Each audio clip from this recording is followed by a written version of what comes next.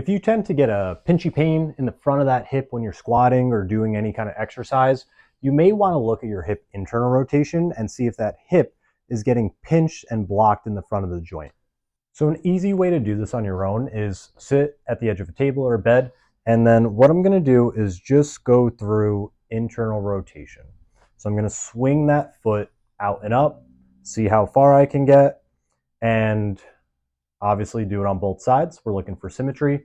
So let's say I had symptoms on my right side and I could only go here, and I start to replicate that pinchy pain that I have during my squat. And for example, let's say my left can go that far. Okay, now we know we have a mobility limitation and something to work on. When you're doing this test as well, make sure you're not bending at your back and your spine and kind of compensating. So really just stay nice upright, brace yourself, and then going through that internal rotation. But let's look at that banded mobilization to open that hip up.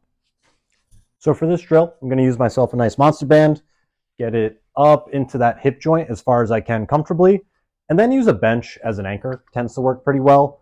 And I'm going to get myself into a nice lunge. So this band's going to be angled, let's say 45 degrees to give you a nice pull out to the side, but also back. I'm going to keep this hand here just to give me a little support. What I'm going to do from here is work into that internal rotation and adduction position called our fader, one of our tests we can do to look at that hip. So a few times, I'm just going to kind of come across into that. Should feel that band pulling me out and back, and if you don't, kind of adjust it, find that sweet spot.